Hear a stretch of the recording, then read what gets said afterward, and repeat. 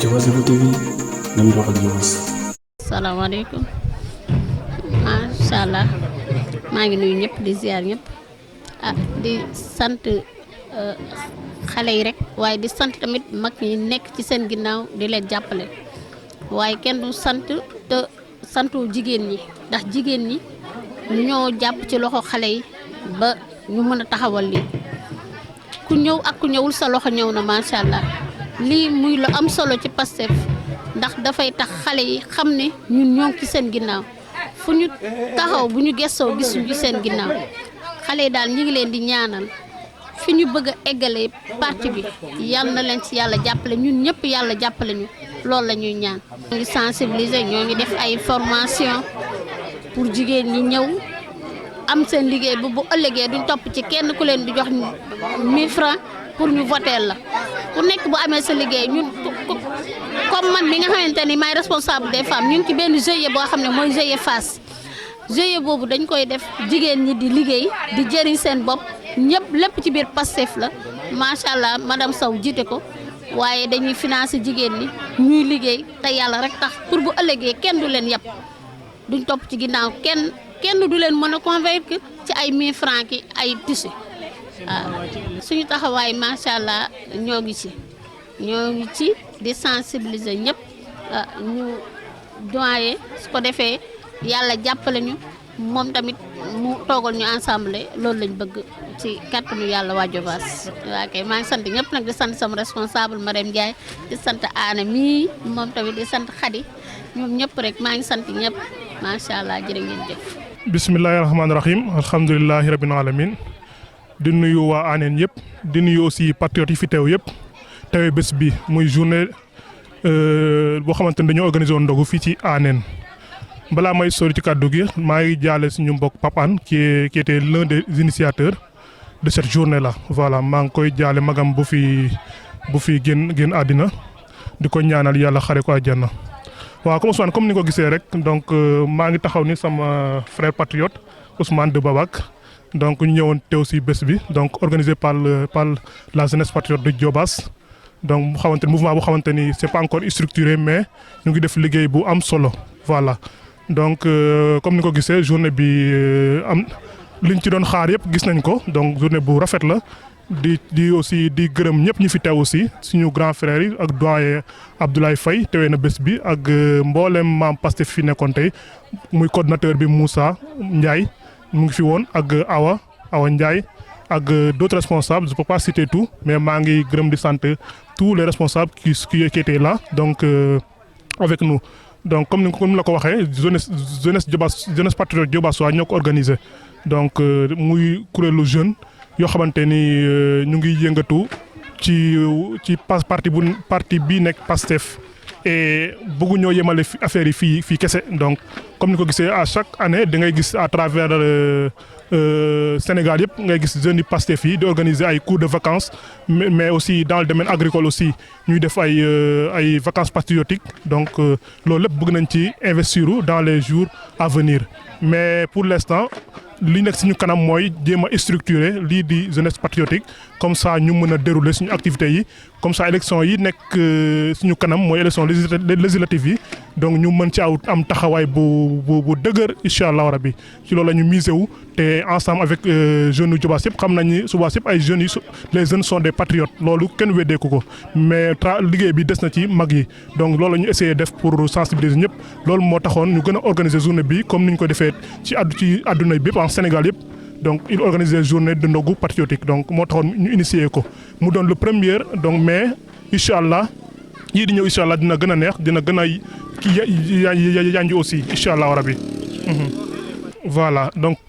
pas suñu parti bi mooy Pastef dañ ko doon qualifier ay parti jeune mais dem nañ ba xam te ni affaire du nekkatu yëfu jeune kese parti bi dafa woote mooy patriote mooy ku bëgg réewam te je pense que bëggu réew du question jeunesse ou mag mais question ñëpp la donc voilà moo tax tey nga gis ni mag yi ñu ngi gën a impliqué wu ci projet Pastef bi parce que projet moo ñu fi bàyyi ñun ñëpp te gëm nañ ni incha allah projet bi mooy changer Sénégal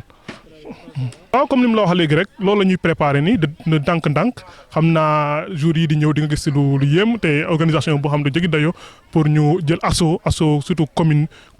bi commune Notto Diobass mais aussi Sénégal tout incha allah rabi ni nga ko gis incha allah. waa Anen ñi nga xamante ne tey ñoo ñu dalal fii mooy ma tamit ma gërëm li nga xamante ne mooy section communale bi nga xamante ne jàpp nañ ci liggéey bi bu baax a baax. même si que bés bi tey JPS bi moo ko organisé woon JPS Diobass muy jeunesse patriotique du Sénégal bu Diobass te comme ni nga ko xamee partout ci Sénégal jeunes yi ñooy def ay ndogu ñooy def leneen pour juste mën a wone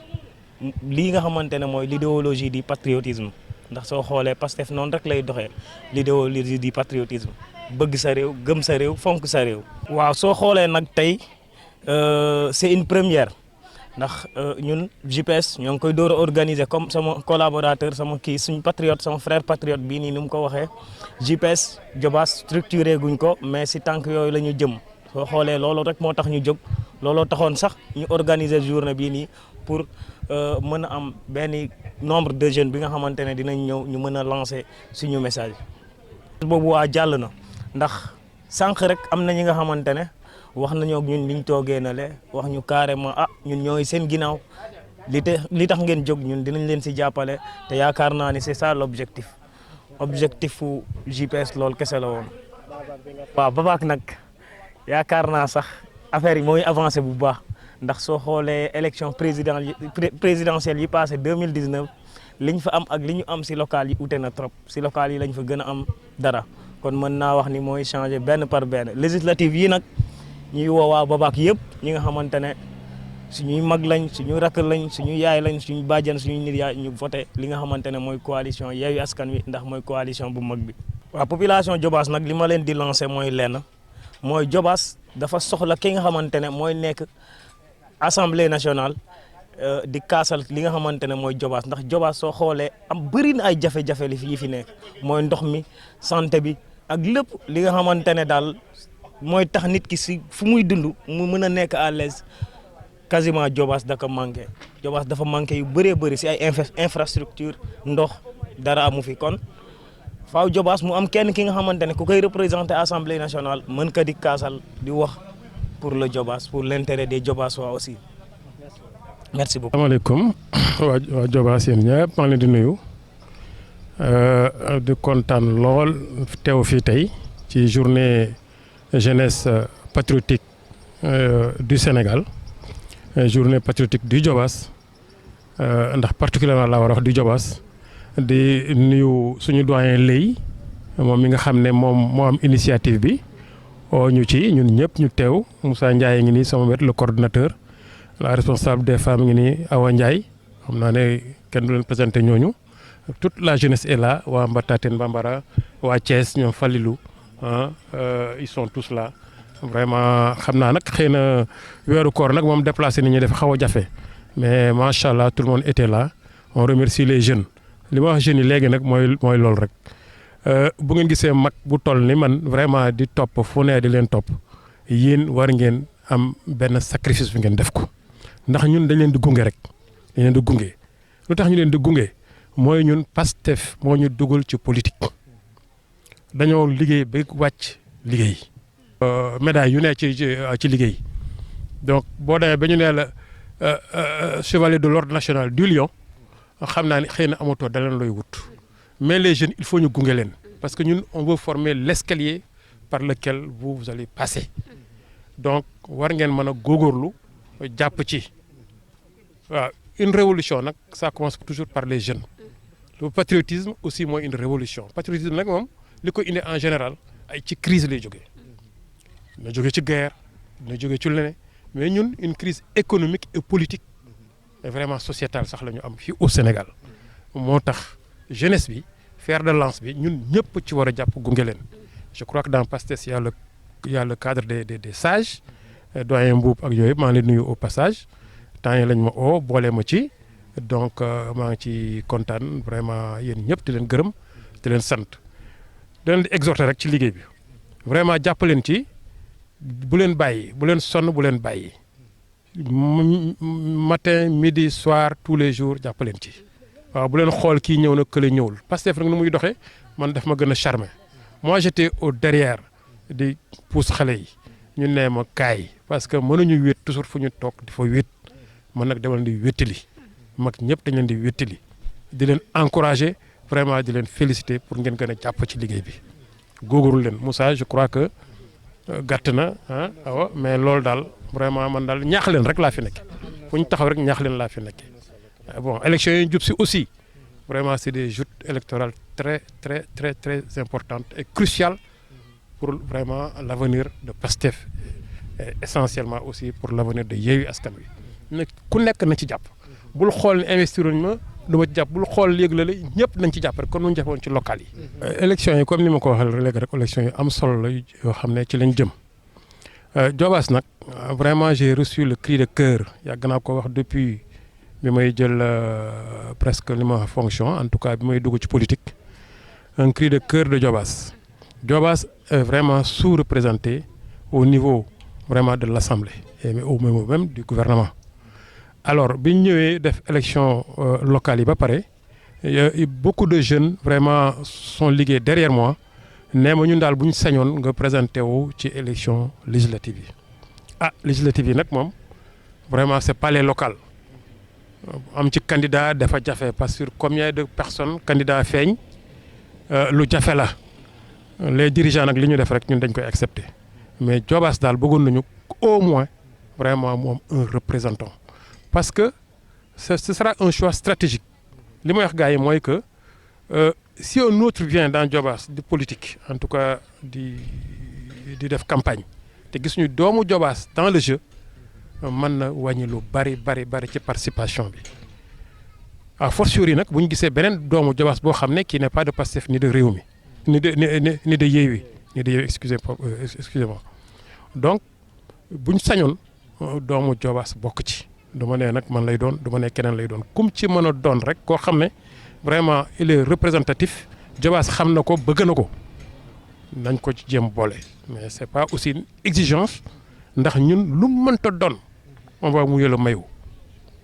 dem nañ fi ci élection locale ma xëccoo ak la candidate ba affaire bi dem ba tar ñu ne moom la ñu bëri yaakaar ne man xëy na damay gedd wala damay daw mais j'ai mis mes moyens financiers et ak sama doole def naa ko ci ba campagne ba jeex noonu laa koy defee fii dem wala bañ a dem je serai sur le terrain à côté de ce qu'on va en tout cas retenir mais c'est un souhait que nous tout Diobass aimé mais c'est pas un souhait boo xam nag day kii ok. waaw y en a qui sont impliqués ndax léegi maa ngi koy wax ne tu n'as pas bien retenu mais au niveau de Pastef il y a même le collectif des sages fan yi rek lañ ma ci dugal donc ça veut dire qu'il y en a peut-être que aussi dafa des mais loolu yëpp li ko waral mooy c'est un parti jeune c'est normal jeunesse moo ci ëpp parce que jeunesse comme li ma la wax mooy fer de lance révolution toute révolution jeunesse koy yëkkati